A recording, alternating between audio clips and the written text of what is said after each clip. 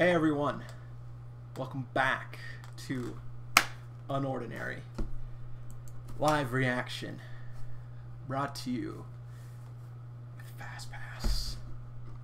Last week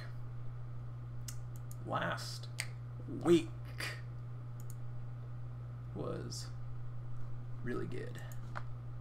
It was pretty good. So last week was basically just the confrontation with Remi, Blake, and Ison, with Ison telling him about everything, and Remi just being like, why is John doing this? It's not right, blah, blah, blah. And Ison was just like, hey, I'm done with this. I'm not fucking with him anymore. You guys do what you want to do, but I'm done. And then Remi was like, I'm going to go talk to John. So they left. They went to his room. And then John saw them, like he was coming back from the shower, and he was just like, what do you want? And Remi was just like, I want to talk. So, this week, oh boy, episode 150. It's a big deal. It's a big, big deal.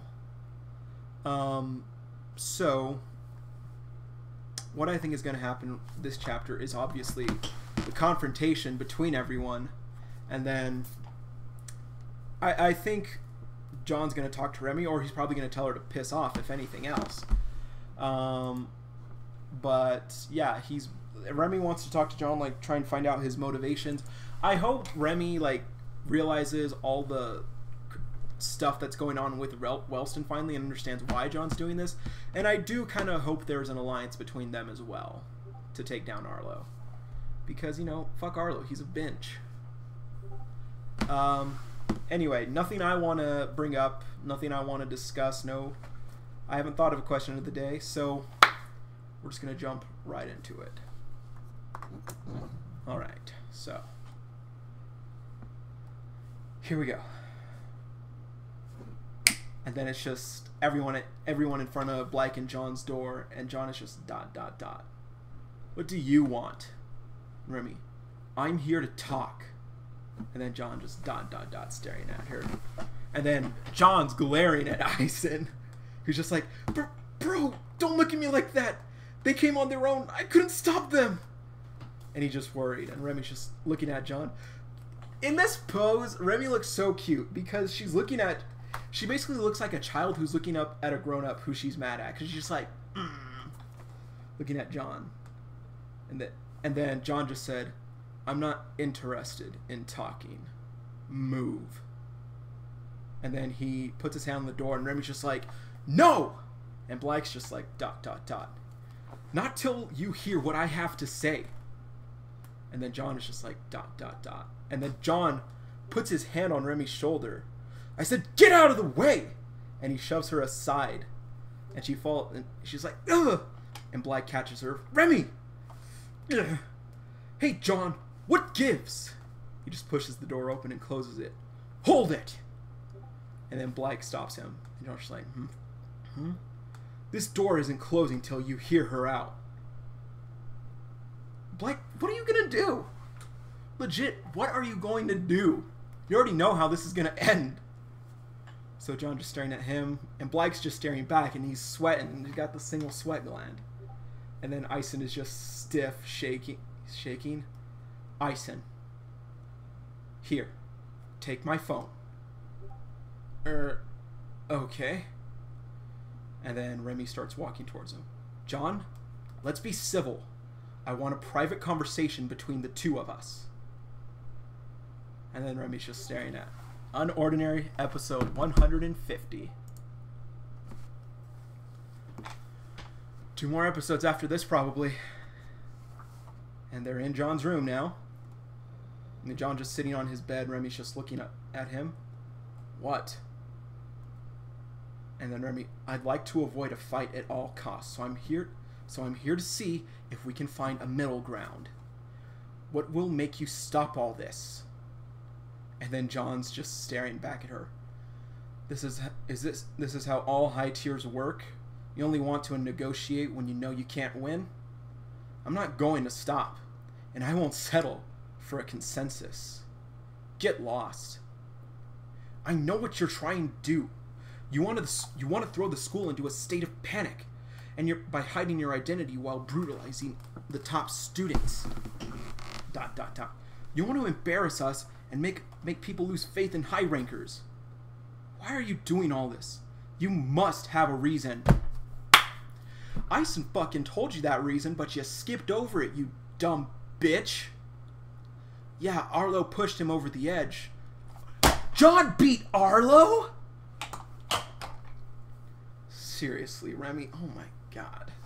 I like you. I like you, Remi. I think you're cute. I think you have a cool design. I think you're very tenacious. But you're so stupid. Ah. Okay, moving on. Moving on. Why are you doing this? You must have a reason. And then John just looking back at her. It's about time people realize how useless you high rankers are. Rem's just... None of you deserve to be put on a pedestal. You're all arrogant and entitled, and you abuse your power. Remi's never done that. Remi has never done that. She has done her best to protect the school from what she thinks they need protecting from Ember. Everyone's better off without you. What are you talking about? We've always tried to maintain a safe environment for everyone in this school. ... John's just like, safe? With everything that goes on here, you consider this place safe? Well, there aren't that many of us, but we try to catch as many incidents as we can. We dissolve the unfair fights we see, and that sets an example for the rest of the school. You all knew that John was a target, yet none of you ever did anything until Ison figured out what was going on. Until Ison figured out the truth. Arlo only did it to try and get to John and manipulate him again. Blyke did it because he finally saw how low tiers were being treated and he knew it wasn't right.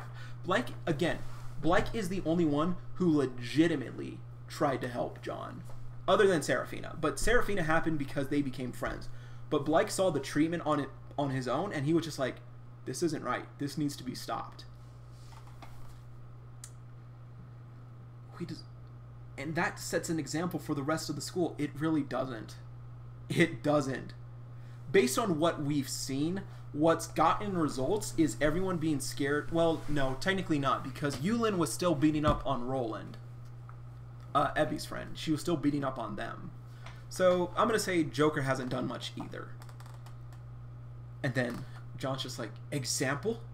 You're fucking blind. You guys are the one who start the fights.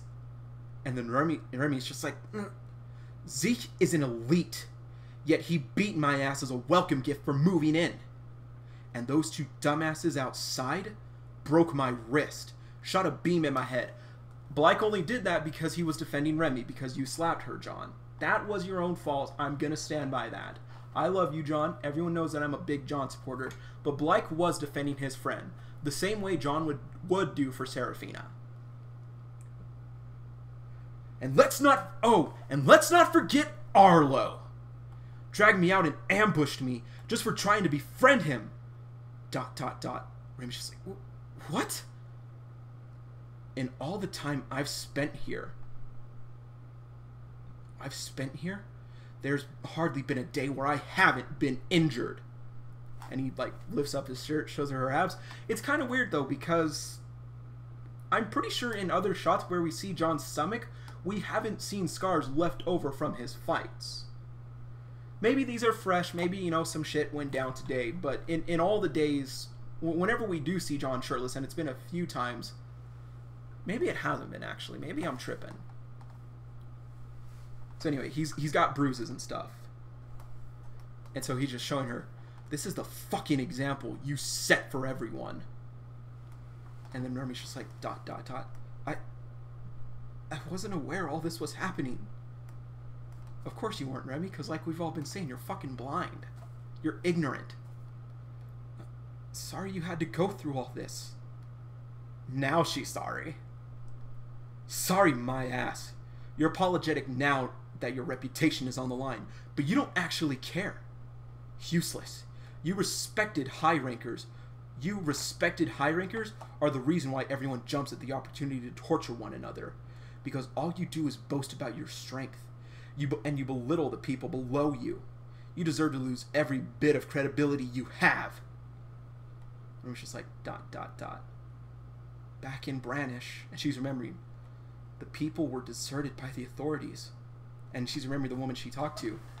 We're just a clutter of low tiers. The authorities wouldn't waste their resources on weaklings like us. We've self-governed for years now. And as a result, they were forced to fend for themselves. Because the authorities never tended to them. They must have felt a deep resentment. That's why I went to save those hostages. That's why when I went to save those hostages, they were reluctant to accept help. Neglect caused distrust. I hadn't realized that the situation at Wellston is exactly the same. Blyke was able to realize this, yet Remi wasn't.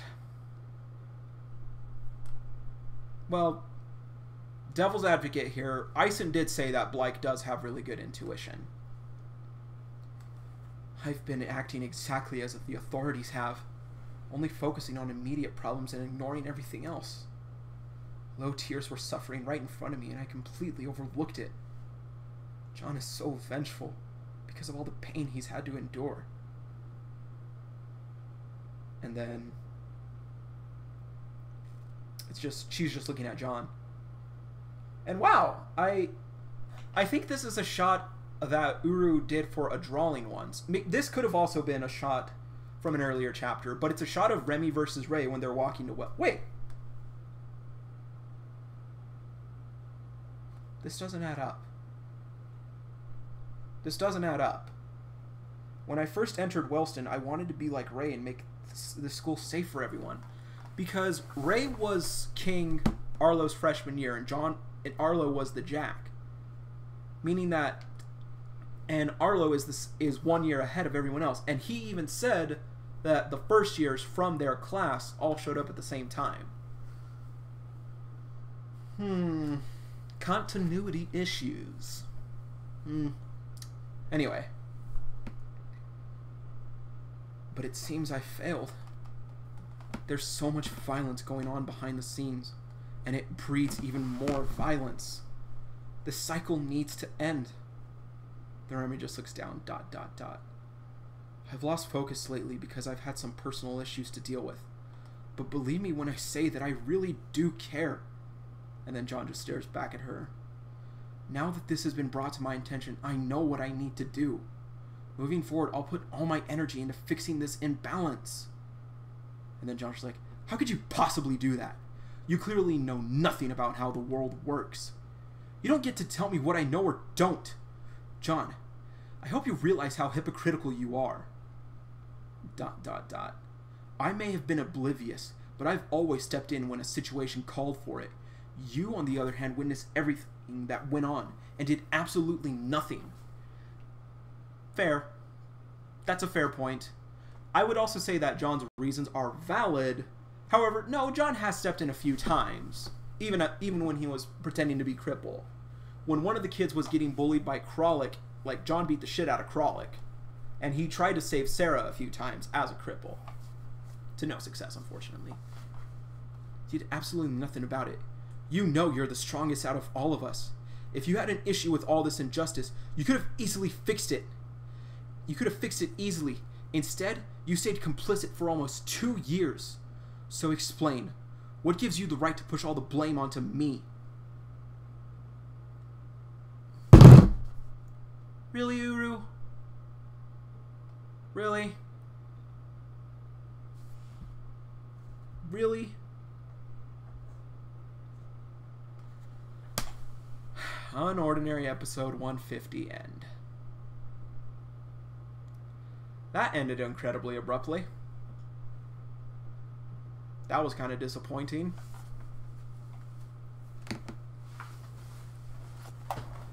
You're dragging this out too long, Uru. I'm not digging this. You're dragging this out way too long. But that's the end. That's legitimately disappointing. I liked where this chapter was going. I really liked it. It was fantastic. But that ending was so abrupt.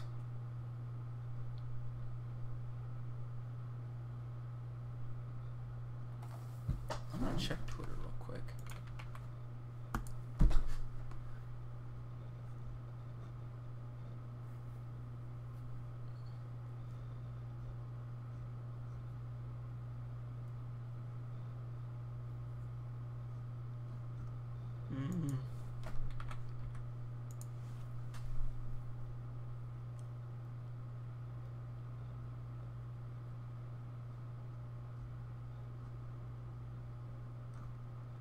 Alright. Yeah. That is so abrupt. Like, seriously. I liked where the chapter was going. I really liked the banter between Remi and John. I think it was really good. One person actually posted they were hoping the whole thing wouldn't just be a bunch of glances from John to Remi and just a bunch of dots, and there was kind of a few of those. But yeah, I'm not dissatisfied, but I'm not satisfied either with this chapter. Because next week is just going to be more discussion from the same scene, which could have easily been put into this chapter, I feel. But I guess that's going to be it, guys. So, that'll be it for this week, I guess. Yeah, let me know what you guys thought about the chapter in the comments. Remi brought up some fair points. We know John's reasoning, but she doesn't. I do still feel John's reasonings are valid. Like, he knows how he gets, so he wants to stay out of the hierarchy. Of course, Arlo knows that, and he understands why now, even though he's a fucking Nimrod.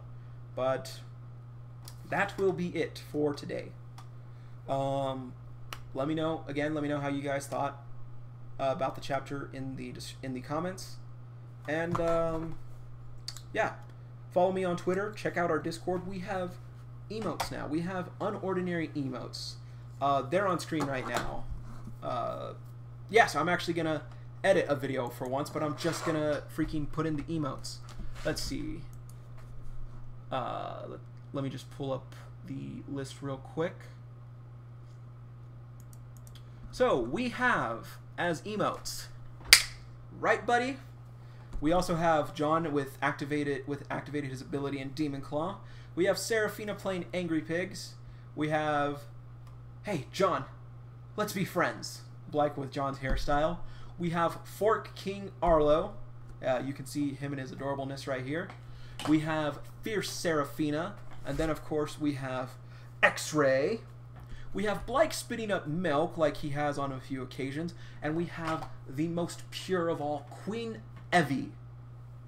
And then for our last emote so far, we have the stupidest bitch and worst character in all of UnOrdinary. We have Dead Elaine. Wipe yourself off, girl. You dead. So, check out the Discord, guys. Feel free to come join us. We have crazy discussions. We have crazy folks. Everyone's cool. Almost everyone. You know who I'm talking about. You know I mean you. Anyway, yeah. It's going to be it for this week, I guess. See you guys back here next week. See you guys on Discord. Peace out.